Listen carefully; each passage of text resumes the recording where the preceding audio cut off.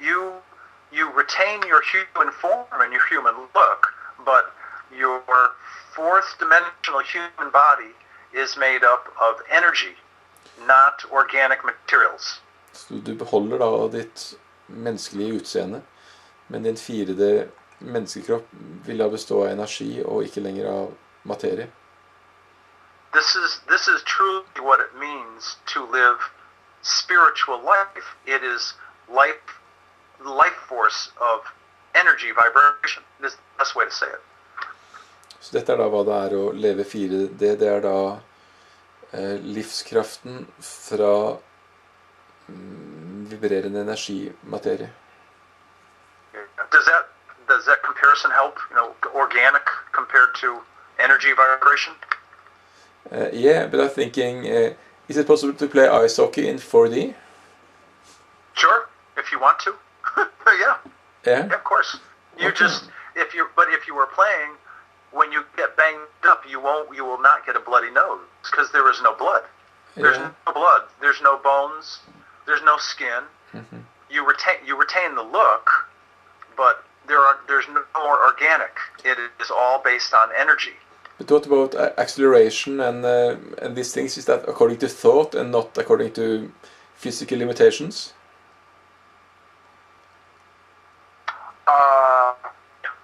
Everything that I understand about fourth dimensional life and fifth dimensional life and higher, the higher you go, the easier it is to be able to manifest things.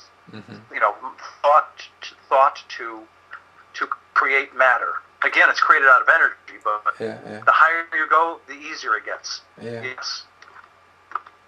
But translation. Yeah, sorry. Yeah, it's like det fortsatt mulig å spille ishockey for eksempel, men det vil være annerledes, blant annet fordi smerte forsvinner, du har ikke lenger kropp som man vant til kropp. Så det noe med at jo høyere man kommer i vibrasjon, jo lettere blir det å manifestere fysisk da. Så da blir det vel endringer av spillets gang kanskje. Right. So, and also the higher people, the higher vibration that people feel that the higher the vibration, the more people exist in the vibration of love. That is the best way to say it. Og jo høyere vibrasjon det blir, jo flere mennesker vil da eksistere i kjærlighetens vibrasjon.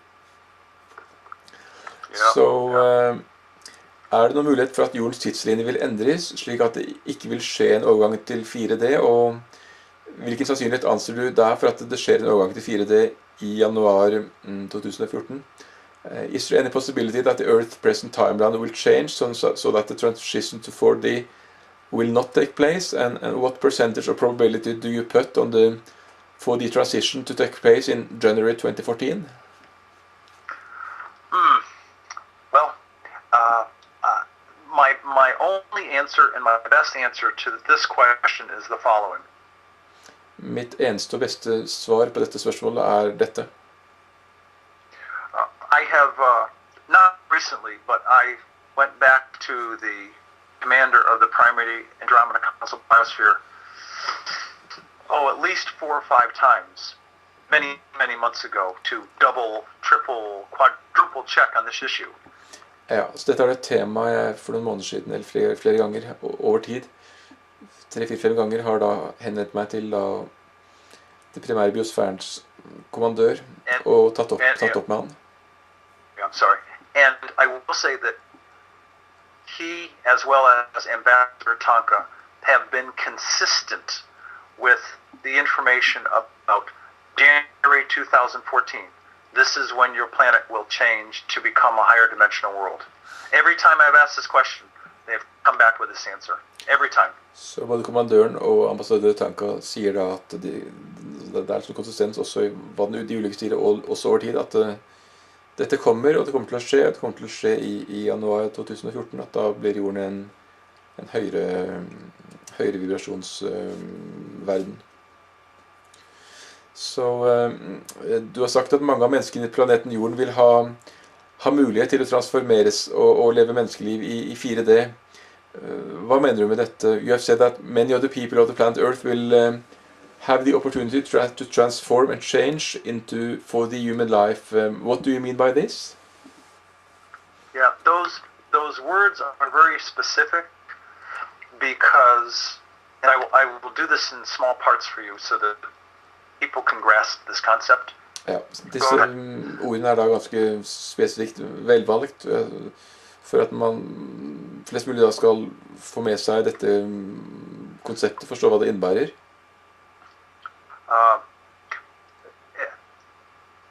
This information is truly about each person, or as a couple, a family, each person making a free will choice to choose to evolve to become a fourth dimensional human.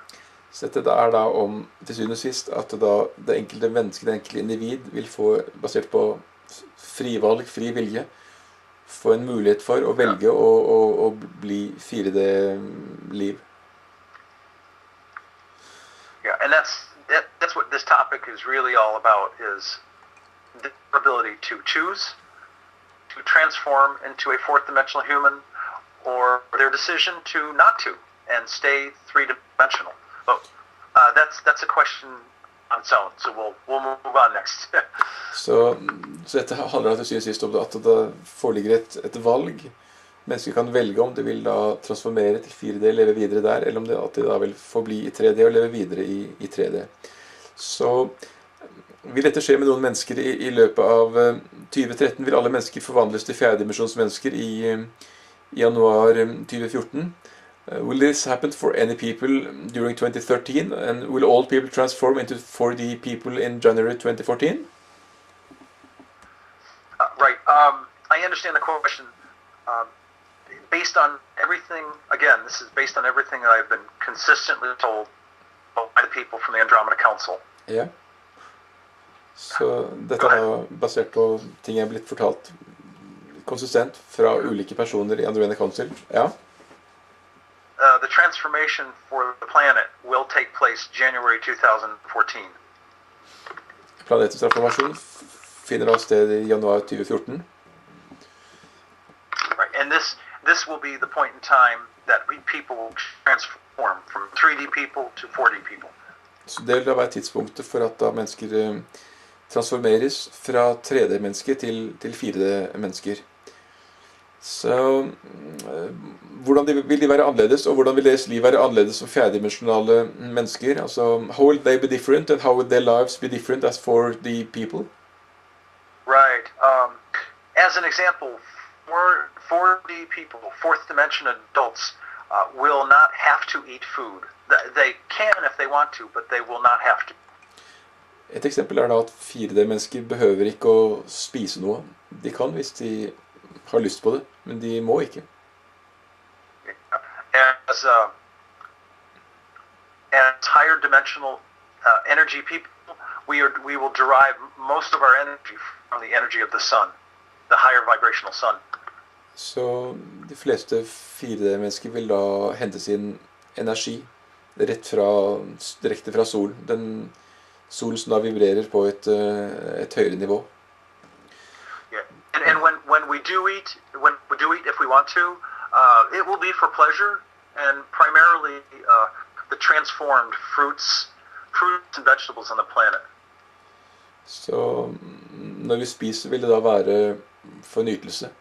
Og det vil da primært være da transformerte frukt og grønnsaker fra 4D-jorden som vil være maten da. Right, and I can make this one reference. This will save people a lot of time. On the frequently asked questions of the Andromeda Council website, yeah. I address many questions that answer about how life will be different for 4D people. People can easily go there to read it. Mm-hmm. So go ahead. 4D life, yeah, good. Yeah. Så det finnes da mye på FAQ-siden, Frequently Asked Questions. Er det da mye informasjon om dette her, hvordan livet vil bli i 4D? Du sa at noen mennesker ca. 50% av befolkningen på jorden vil velge å bli fjerdedimensjonale mennesker. Men hva da med de andre 50% menneskene som vil leve videre i 3D? Hva vil skje med dem, og hvilke valg vil de ha? You say that some people, approximately 50% of the people of planet Earth, will choose to become 4D people, but what about other 50%, or the half of humanity? What will happen to them, and what choices are they going to have? Yeah, another good question. There are... I will first address the people who will likely choose not to become fourth dimensional people. And I'll address this briefly. Go ahead.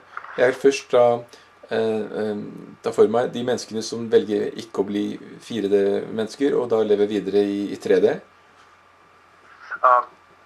The simple reason, and this reason is without judgment, please understand. But Den enkle forklaringen, og dette da en forklaring som er uten noen form for vurdering, bare forstå det. Yeah, the simple reason is that these people, at their deepest level, their souls need more seasoning. They need more 3D, third-dimensional life experiences, and they're simply not ready. They're just simply not ready to become fourth-dimensional people. It's that simple. Ja, så poenget da at på et slags sånn dypere sjelsnivå, så vil da mange mennesker ha behov for mer utvikling, eller hva man skal kalle det, på et sjelelig nivå, at de da på en måte simpelthen ikke klare for å begynne å leve i 4D. Right, and as a result, and the people of the Andromeda Council know this, so they are making available a pristine planet a few light years from Earth, which is larger than Earth, but it is virgin, pristine, and beautiful.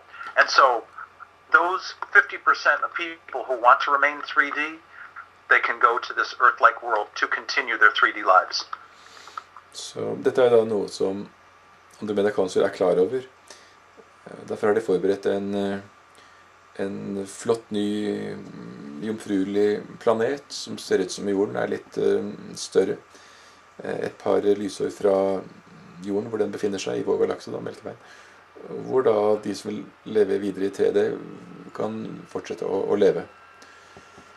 And how are they gonna get there? Hvordan vil de komme seg til den nye planeten? There are two biospheres that will be made available by the Andromeda Council. They're named Namaste and Pleiadra. Så det da to av de sfærene til Andromeda Council som vil bli gjort tilgjengelig for å bringe mennesker dit. De kalles da også Nemantra, what was the other word? Nemantra. Namaste and Pleiadra. And Pleiadra. Yes.